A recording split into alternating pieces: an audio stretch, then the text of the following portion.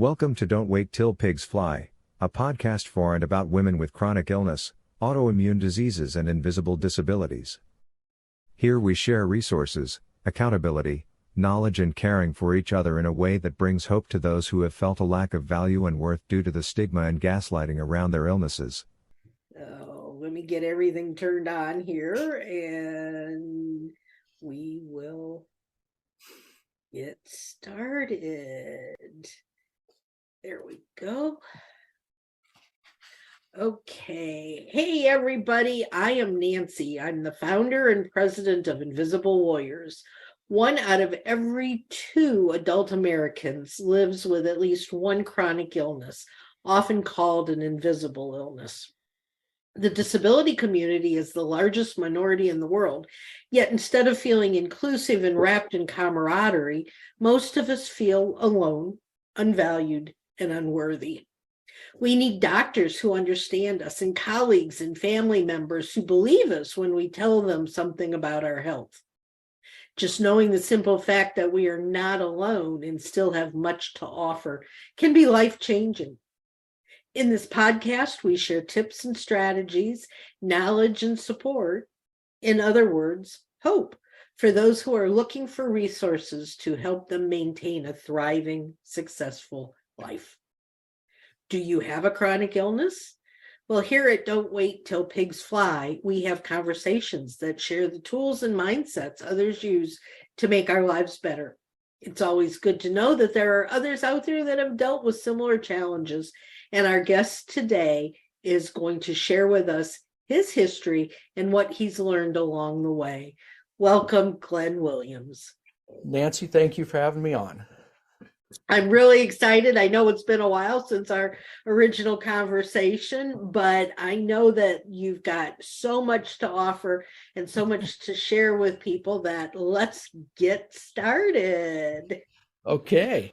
All right. Let me ask you first, how did we get connected and why did you think you would be a good person for me to have on my show?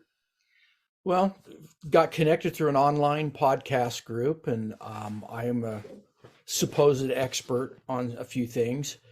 And with what you described your show, this was, I think, a perfect match. Hidden disabilities are a huge part of my life. I actually have 2. And one of them I have dealt with since I was 15 years old. And the other one, which is where I put most of my work right now, is more recent than that. But you can't see them, and people assume when they can't see things that there's nothing wrong. Absolutely. That's I think one of my biggest frustrations and one of the things that I deal with the most, even when I'm talking to disability experts. They talk about someone being in a wheelchair and someone who's blind or, these kinds of things. And those are very definitely serious disabilities and have a lot that needs to be addressed. But I think it's even more difficult for those of us who have these invisible disabilities. Yeah, people assume you're faking it. And I've had a couple of experiences with that, which has driven me. Well, they've made me extremely angry. Let's put it that way. I actually, the disabilities I have, let me describe what they are first. And they're fairly obvious once I say it, but I have type 1 diabetes, got that as a kid. And I was working around my house one day, just walking, working on some electrical stuff, switching some things. And my wife looked at me and said, say that again. And I said, what?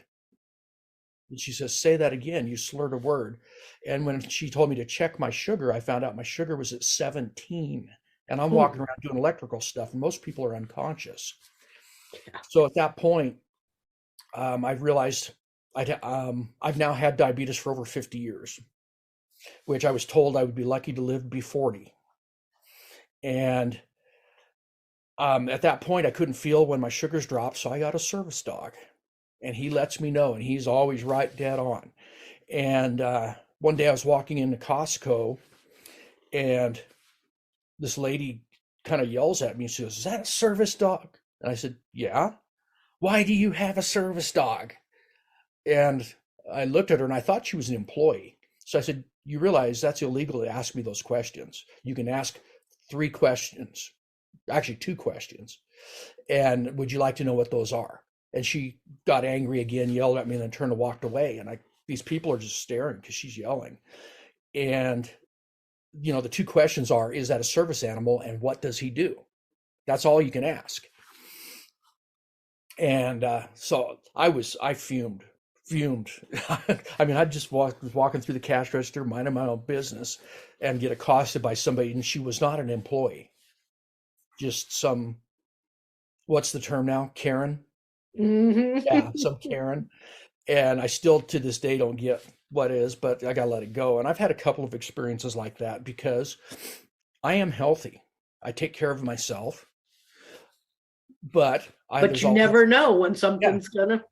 there's always the possibility I could go unconscious, and I've had it happen a couple of times in my life. Yep. And fortunately, I keep track of things. And like say with my dog, when I have him with me, he lets me know beforehand, and I can take care of stuff. And that's why we got him. Yeah. The other, we're dealing with that right now too. We've got a new service dog. We've had him for about 3 months, and we're training him ourselves. Mhm. And he's amazing because I type 2 diabetes, but what my disability is that we have him for is I fall. yeah, And where he senses when I'm going to go over, and he runs up to me and he blocks my legs and I can't go down. He's right there and won't let me. And I'm going, we haven't even trained you on this yet. How do you know these things already? It's amazing. But I know what you're saying, because our biggest issues with him, we eat out a lot. And yep. we take him into the restaurants with us, or when we're traveling, he goes to the hotels with us. And I'm dealing with this with the ADA, because you're absolutely right. They cannot ask the questions. Once you say it's a service dog, it's game over. Well, they can ask can't. what he does, and that's all they Yes. can ask. Yeah, But they can't tell you, no, you can't have them in there. They can't. right. And we were actually at a restaurant in DC the other night, and we had taken him with us. And I have to give credit to this restaurant, because they, in the end, actually handled it really, really well. But we walked in, and I always go in first. My husband drops me off right at the door, so I don't have to use my wheelchair. I can just kind of hobble in. And he and the dog came in right after me, after he had parked the car. And I said, there are 2 of us and a service dog. And the hostess is looking around, and I said, and oh, by the way, I'm not in my wheelchair. I can't walk far. I fall. That's what the service dog is for. She says, well, we're going to have to walk the whole restaurant so I can find the most out of the way place to put you, where you're away from everyone, because we don't want people getting upset because there's a dog here. And I went, well, number one, that's illegal. And I was just about as mad as you probably were with the lady. I said, number one, that's illegal. You can't do that. That's discrimination. And if you don't want to sit us up front where I can get to, like that table right there, we'll go somewhere else. Oh, no. So she put us at the table I had asked for. But then I called the manager over and I said, this is a really good training event for you, to let your employees know they can't do that. Yeah. Yeah. And he apologized and was just all over the place. He bought our meal for us. I mean, it was just, he was really, really gracious. He took her aside right then and there and explained the whys and what fors. And but I think, long story to my question, I think at times people take advantage of the situation. They'll have a dog and they Yes, want to take it with them. And so, yes. what's my service dog? Because you don't have to have a vest, you don't have to have certification documentation. All you have to do is say this is a service dog. Now, 99.9% of the people are going to be honest, I think, but there are those that try to take advantage of. I had a place in Florida and I had an experience with that because there's a lot of people that present their dogs as service animals and they're not. And you can always tell by the way they behave. But I got turned away from a restaurant down there. And he says, well, you can sit out on the patio. Well, it was raining. So 100% humidity, 90 degrees. And I looked in the restaurant's only half full. Nobody else is out on the patio. And he says, you can sit out on the patio. And I said, no, this is my service animal. It's illegal for you to refuse me entry. And he says, I don't care. And it took me 2 years, but I love Florida because they actually have a law that makes it, number one, illegal to present an animal as a service animal if it's not. And number two, it's illegal to turn away a service animal. And so, because I called the Americans with Disabilities and they have no enforcement arm, they couldn't do anything. Yeah. And luckily, I did some research and I found this law that had been passed 2 years before. So I called the police department and said, I'd like to file charges. And they didn't even know about it.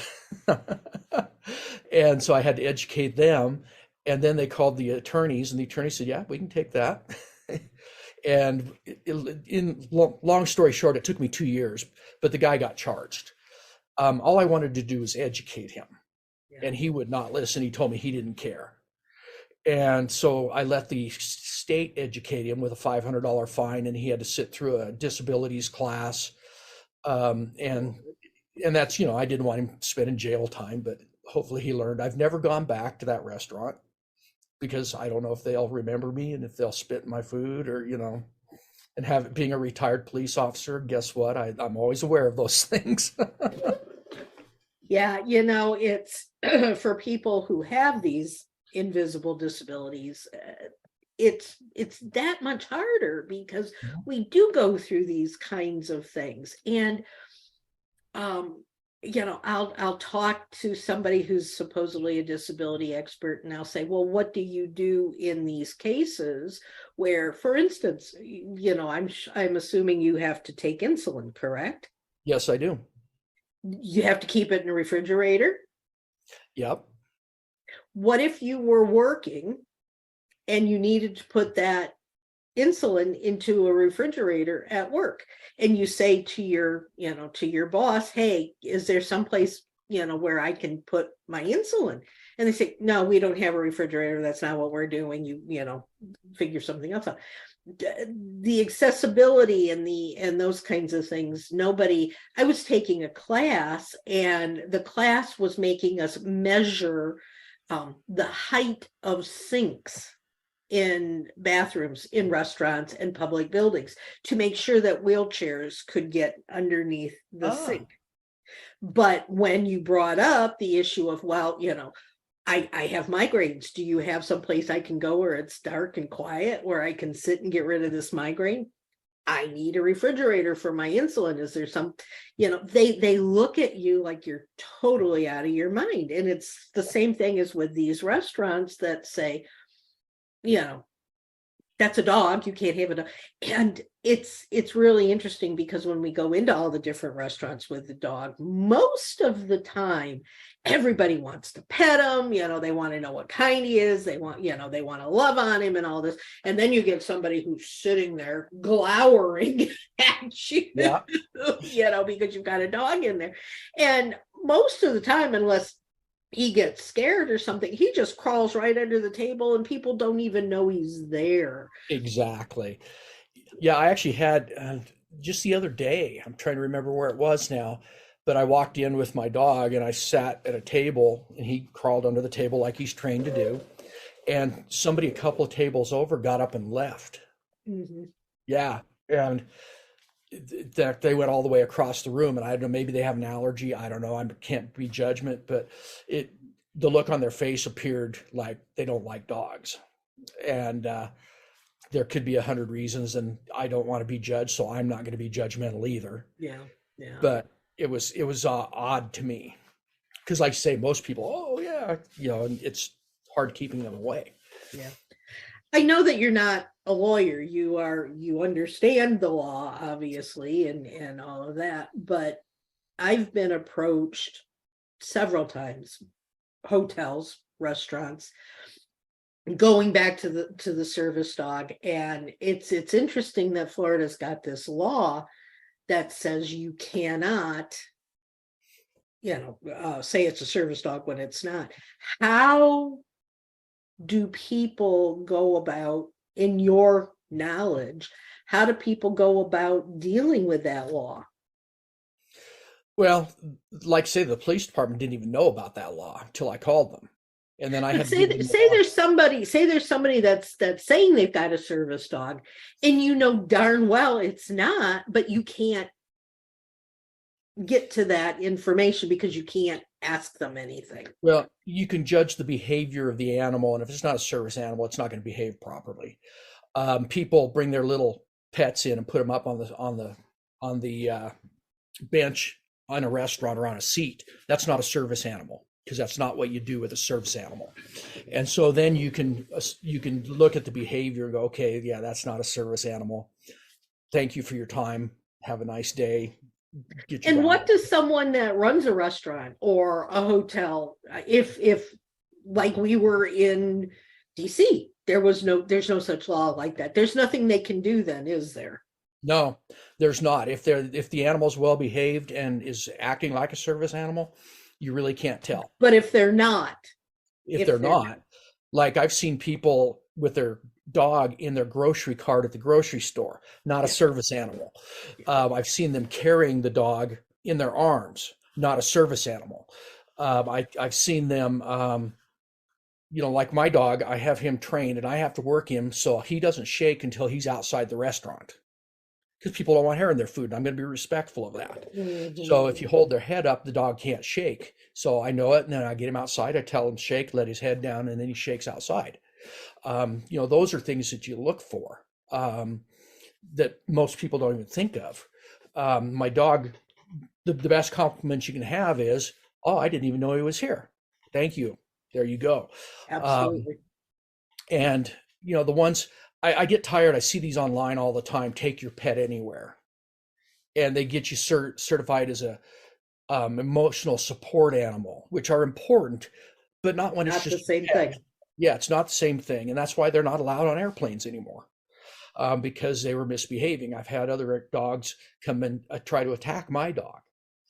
And, those we had that happen in this hotel the other day. It was a huge, big, and I love pits. They've got a bad reputation and usually undeserved.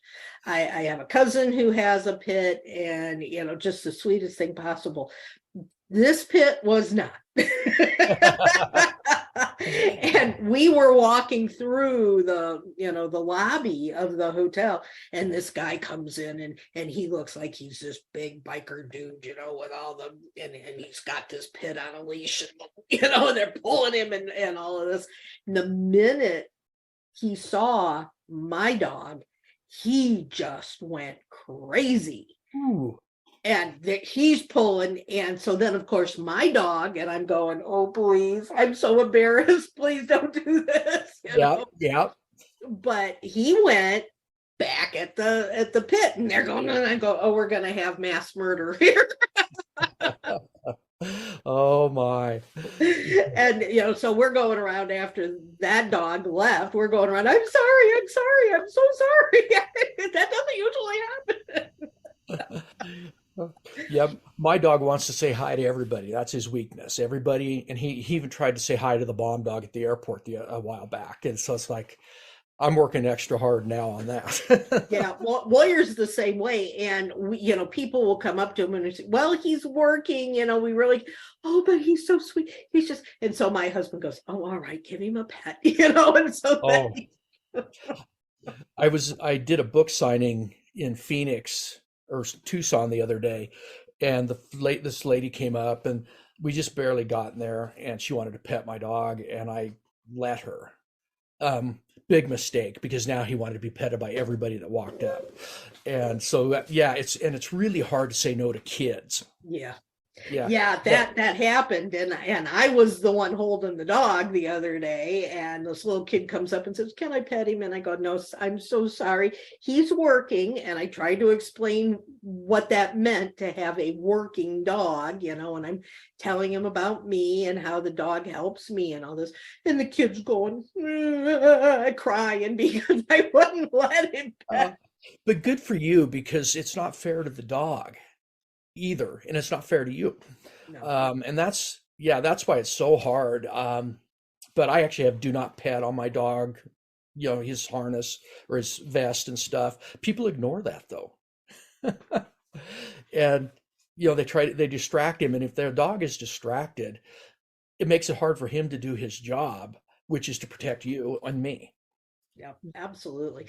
It's really, I think this is a very, very interesting section of the ADA and of the whole legal system that is there for disabilities, because like I said, we're just training ours. He's a 7-month-old puppy, and but he's already over 60 pounds and as high as a horse, he's huge. Yeah. And people don't see him as being a puppy. Yeah. And, so that's hard on the one hand, but it's just, there's so many questions that people don't understand, and we need to educate. But then you go to the ADA side of it, and the ADA says, well, there's nothing we can do. We can't control it. We can't enforce it. And then you go, well, what's the use? So people just ignore it. And but with my guy, I don't know how he's done it, because we haven't trained him, but he can open doors. He can pick up items and bring them to me, which is what we want him to do. He has stopped me from falling at least 6 times. Yeah. And this is all just on his own. His training so far has just been puppy training, and just starting out with the whole service dog aspects. But we take him into a store, in a grocery store, we stop to look at something, he lays down on the floor and just goes to sleep and says, "Wake me up when you're ready to go." Yeah. And they're too smart for their own good sometimes.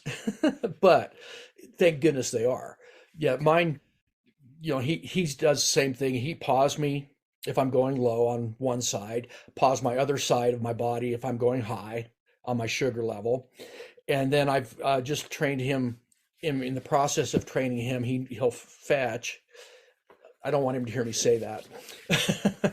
But I'm working on where if I need some sugar, I can say fetch sugar and he'll go get it for me, or fetch medicine, he'll go get my insulin for me. Those are things that we're working on now. Yeah, and he's 5 now, but the first 2 years was pretty much a full-time job training him. And so you did the training yourself as well, under the tutelage of a trainer. Mm-hmm. We would Zoom call once a week, and the whole litter would Zoom in, and she would give us an assignment, show us how to do it, and demonstrate. I need her name. Oh, she is so good. I need her name. I'll be happy to get it for you. So then the next week we would go, and she would have us show her what we did that week. And so we worked probably 2 to 4 hours a day with our dogs. Mm-hmm. And that was the first 2 years. And now it's just a matter of, by doing it yourself, here's the difference too. Now, when I see him stretching limits, because they're like kids, they'll push the limit, then I can rein him back in. I know how to do it. And I've seen other companies that send fully trained dogs out to people who have no clue how to handle a dog. And then they end up getting complaints because the dogs start misbehaving and the people don't know how to deal with it. So by doing it yourself with the tutelage of a legitimate trainer, or if you know how to do it, then it builds that bond with your dog. Like I've been 300 miles away. I teach a firearms course. So I can't take him with me on the range.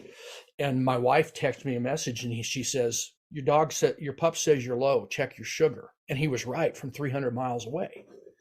That's the kind of bond that we have. And that came through me training him. That's really, really interesting. And I just think that's so amazing. And, I thought at first it might be kind of confusing for Lawyer, but he really works with both my husband and I, and he knows when I need something, he knows when Ed needs something, and it's two totally different issues, but yeah, he's the same way. My wife and he and I were the pack. Mm-hmm. And if one of us is missing, he notices, and he's always trying to, like, he'll let her know when something's wrong, or she has arthritis, and he'll go curl up on whatever hurting that day. Mm-hmm. And he's not little. He's 70 pounds, lab. Yeah. But he just knows. And Warrior, we'll go into a hotel, never been there before. I'll go in, I'll be in the room, they're unpacking and all that. And we'll say, find mama. And he will go directly to my room and sit down outside the door. He opens doors. I mean, it's really amazing what they can do. And you're right, they're too smart for their own good sometimes. I tell you. But let's shift gears a little bit. There was I'd love your opinion on this.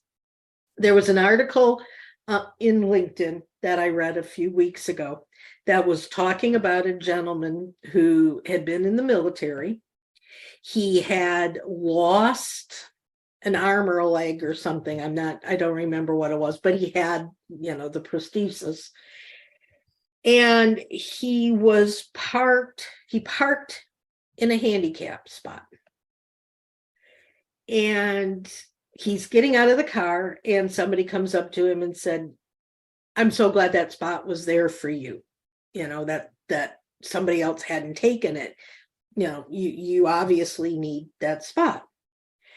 And he looked at the person saying that, and he says, well, I appreciate that very much. Thank you so much. But I'm not parked here because of this. I'm parked here because I have type 1 diabetes. And I never know when I'm going to crash, and I need to be as close as I can possibly get to the doorway of the grocery store or the mall or whatever it was, so that I can get in and get some sugar or something.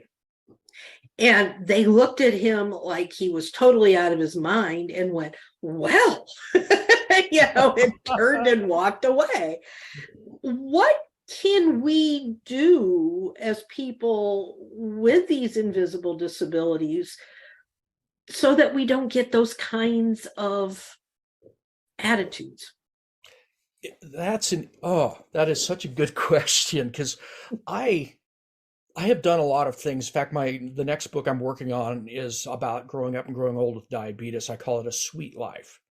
I'm about halfway through the first draft. I love it. Because I've had a sweet life, and I've done things that most people, quote unquote, normal people, will never, ever do.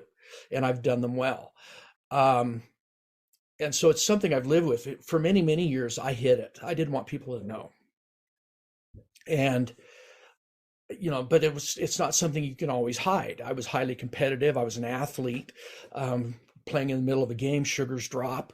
I got to get some sugar, and people don't understand. I need sugar now. Get me sugar, but I let the people that were close to me know, and they helped me take care of that.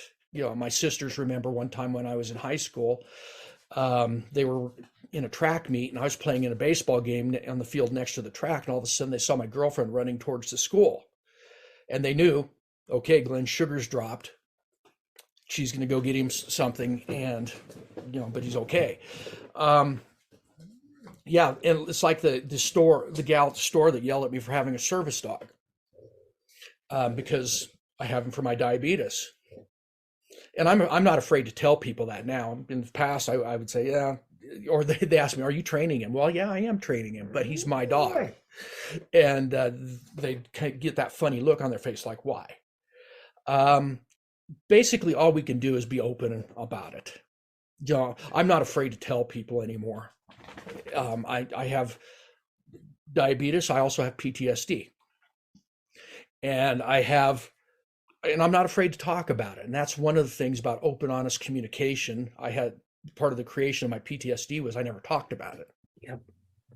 And I never talked about how many of the things that I saw that were affecting me, how they affected me, or how I felt about them. So the biggest thing is just like the guy says, well, I actually have them for my diabetes. Or he could have just said, thank you very much, and walked on. I mean, it depends on how much of a hassle you want, because some people get real offensive.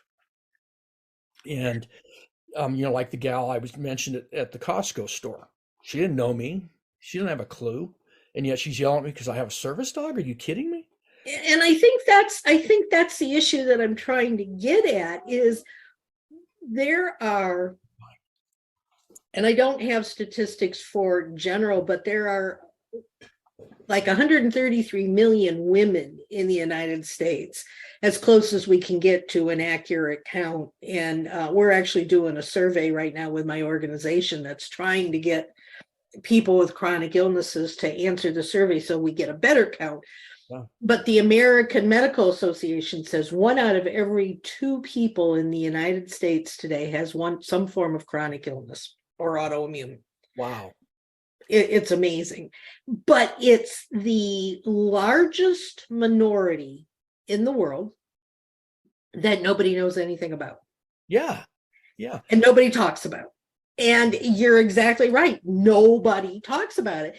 People are ashamed to say there's something wrong with them, that they feel answers I'm getting on the survey is we feel broken, we feel stigmatized, we feel like we can't be ourselves because and everybody I tell about my car accident says, oh, I'm so sorry you had to go through that. And I'm going, don't be. If I had not had that car accident, I would not be here today. I would not be doing these podcasts. I would not be running this nonprofit. I would not be getting ready to have this major concert to help other people. So I think the biggest challenge that we as people who have these hidden disabilities, I'm throwing out is that we've got to talk about it. We've got to share it. We've got to let other people know. And that's the point of this podcast is, people don't need to be ashamed of having something different. I love that because it goes back to self-accountability. Who is holding them back? They are. Mm-hmm. And by holding themselves back, they are limiting the things that they can do with their lives. That's kind of part of the message of the book I'm writing, is they're limiting themselves. And by limiting themselves, they're holding back their perfection. There's no such thing as perfect. They're tough people because they're dealing with a disability. And they're dealing with it on their own, isolated. You know what? The more help we have among other people, the easier it is for all of us. So yes, we get to be open, honest, talk about it. Look, I'm normal. No, I'm not. I have diabetes, but guess what? I can do it as good as you do. That's right. And those are all things that we get to do. So by holding ourselves back, that's I talk about that a lot in one of my talks, is self-accountability. Who's holding you back? And I discovered this when I was publishing my first book. It was me that was holding me back. I had it ready. All I had was 2 pages. And this is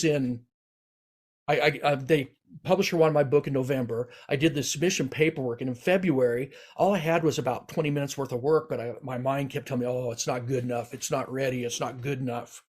Those little voices. Yeah. And they're trying to protect me from being rejected. Well, finally, in November, 9 months later, I woke up one morning and I said, I'm going to write that and finish it today. 5, 4, 3, 2, 1, go. Because it takes your mind 5 seconds to come up with an objection why something won't work. I went down, typed it up, hit send, and that was on a Thursday. On Friday, I got a call. Thank you. We got your submission. I'd like to speak with you in person on a Zoom call about this. And we set it up for the next Wednesday because I was working for 4 days straight.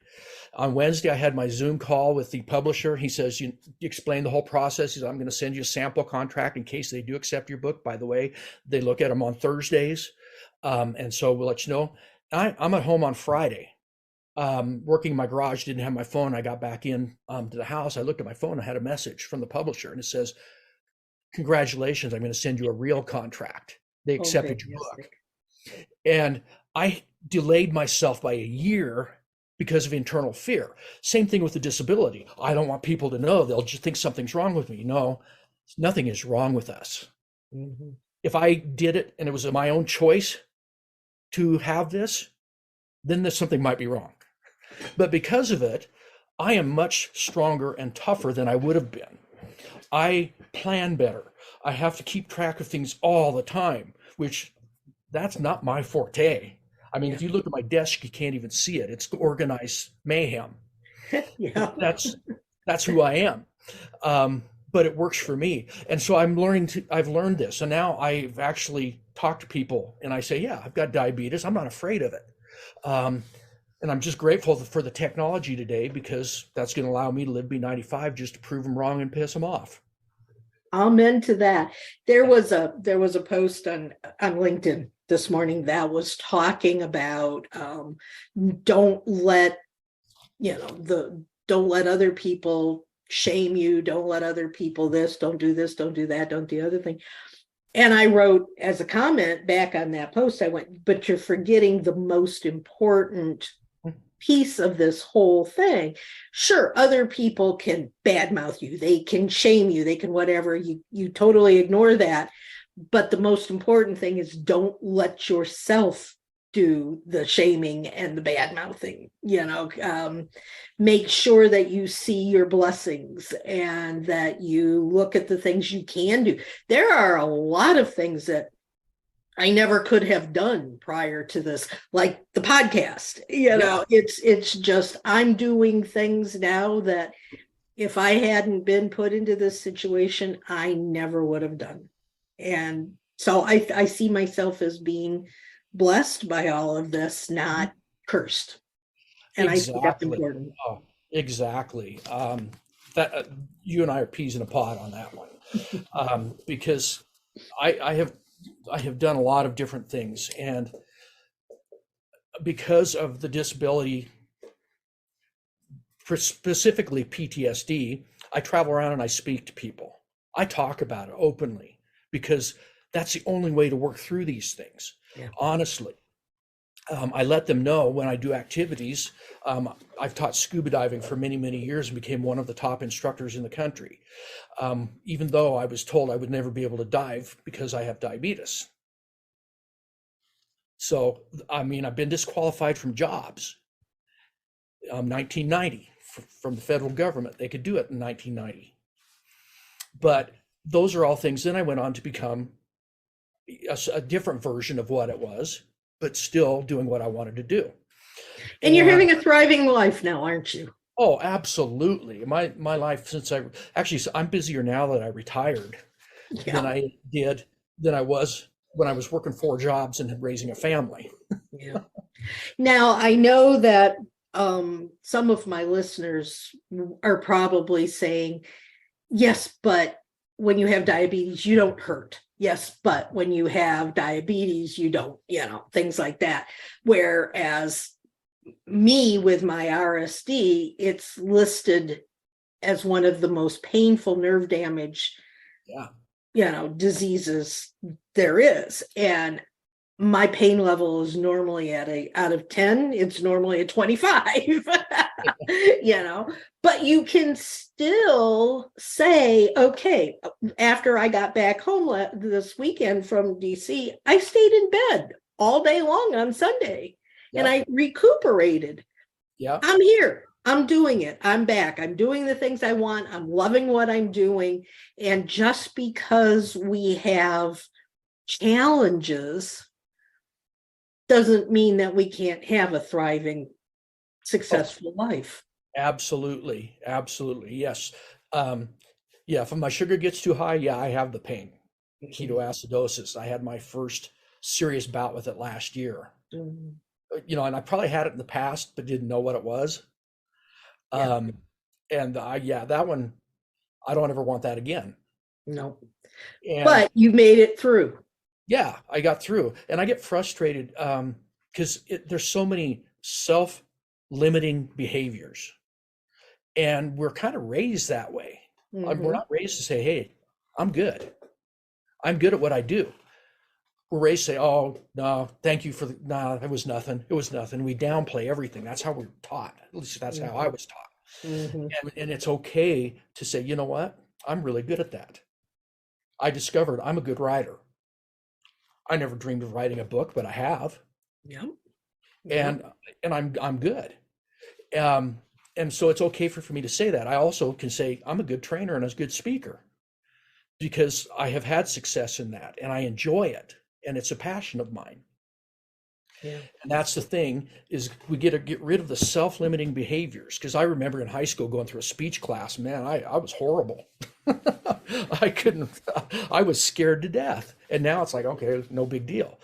I know. Um, I know. It's amazing. Glenn, I could talk to you forever, but I just looked at the clock and we have gone way over what we're supposed to allocate for this. And so maybe you'd be gracious enough to come back on and talk again another time and we can get some more things discussed, because this is all absolutely fascinating and I really appreciate your taking the time out to talk with me.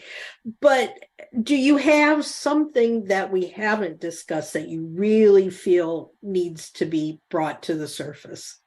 I think that maybe we'll have to do that on another time, but I know the disability right now that I am really focusing on is PTSD. I allowed it to pretty much the behaviors I displayed from it destroyed my life. And yet I spent time alone, reconstructed me. And that was where I now am able to thrive because of that. I have a wonderful relationship that now with a beautiful lady, open, honest. Communication is number one. Communication is number one in everything, and being open and honest about it. And that is what I talk about mostly now. Although when I'm given the opportunity, I talk about the diabetes. But I just know I've got a little bit of that PTSD too. And my husband was in the Marine Corps for 23 years there you go. and was an EMT and a paramedic, and the things he's seen out on the roads, were just so he's now an ordained minister and he focuses on helping vets with PTSD. Yeah. So it's something that needs to be addressed and we will get back on. Yeah. And we can heal the world, but we heal it one person at a time, and we have to start with ourselves. So get Absolutely. rid of the limiting beliefs. You can do whatever you want to do.